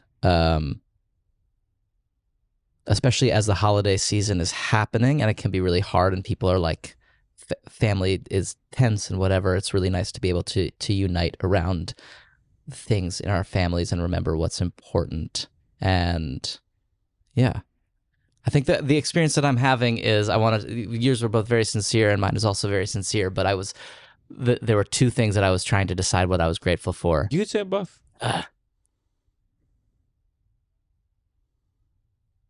No, that's what I'm going to say. I'm going to stick with... Yeah. Tell us, come on. Okay. Tell us. Oh, it's so dark. Okay, here's what... Please. Oh, we can It cut really it is down. okay. Really It's been a very weird time to be, I would say, a progressive Jewish person in the world. It's been a very hard time with the conflation of like state ideologies with your religion that in my view are very different things, but they become conflated in every way, and I think that that's really disastrous. And so there have been a lot of different kinds of tragedies that have been happening, right? Like having this shooting in Sydney, Beach. Australia, Mm-hmm. and at the same time, not at the same time, but over the past years, the like horrible atrocities being committed so often in our name. So to have all of these things happening at once has been a really crazy thing, and it becomes hard. We talked a little bit about being Jewish, but it's hard to figure out how to go forward. And this year, I think sort of the small communities and connecting with family and loved ones has been a really helpful path for me to figure out what it means to be Jewish, and also politically aware in the world. Yeah.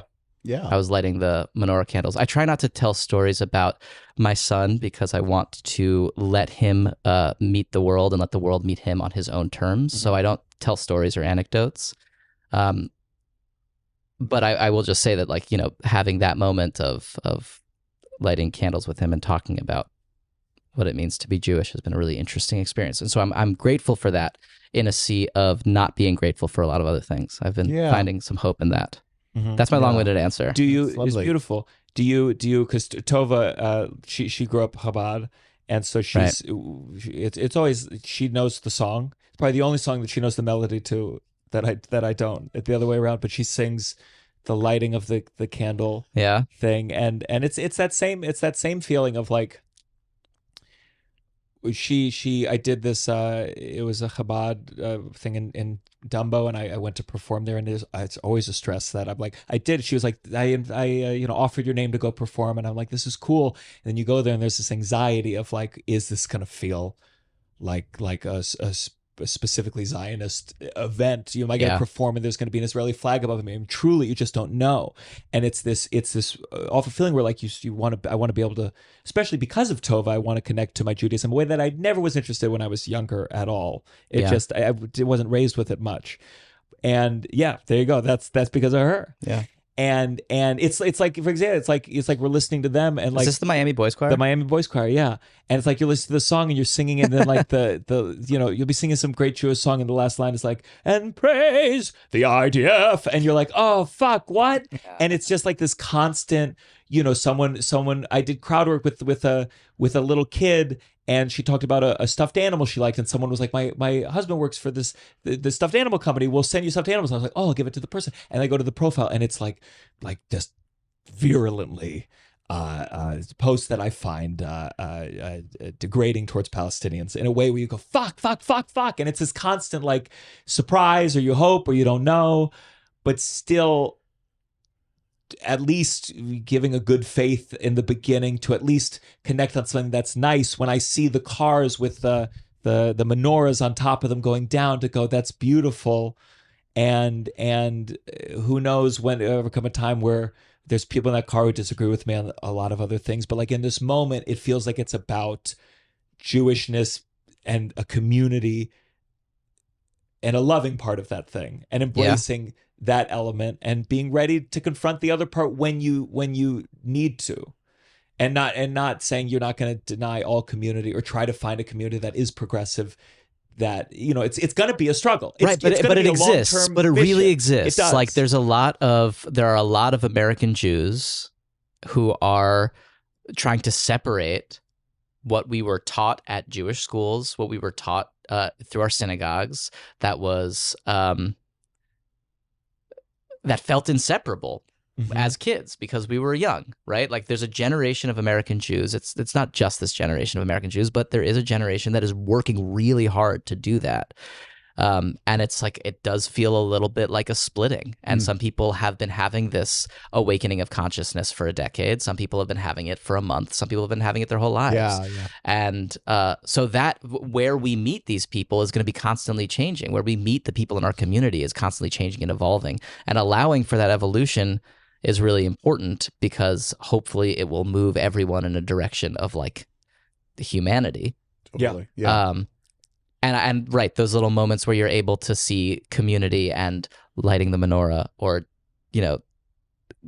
lighting Shabbos candles or whatever, as an affirmation that who we are and our religion and whatever, all of these things are important to us, and do not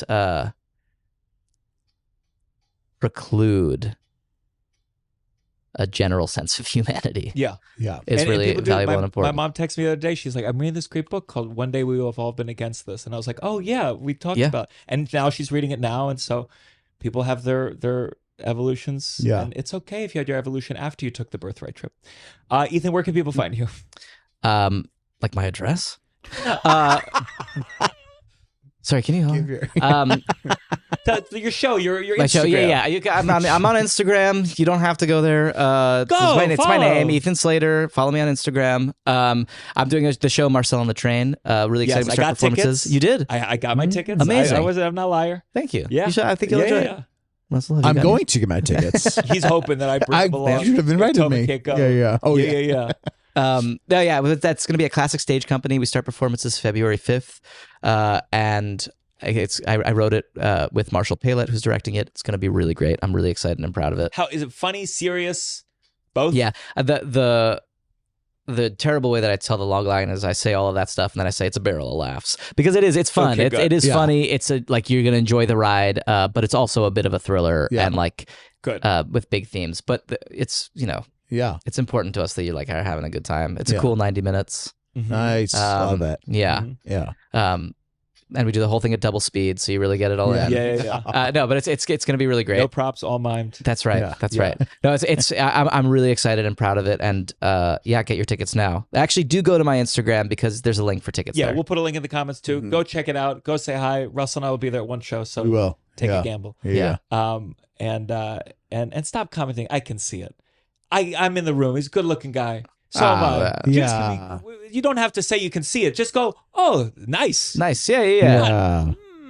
After much consideration, I've concluded I can publicly reveal. You know, when I really dim my screen.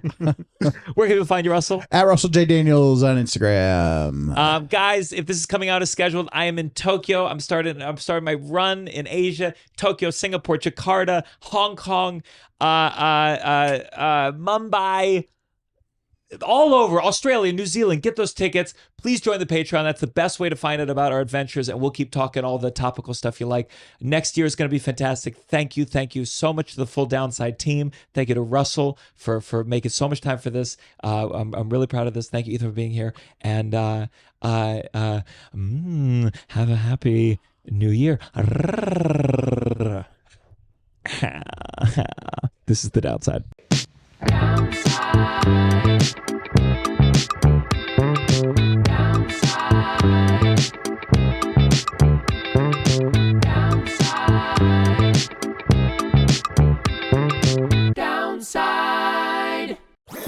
That was a Headgum podcast.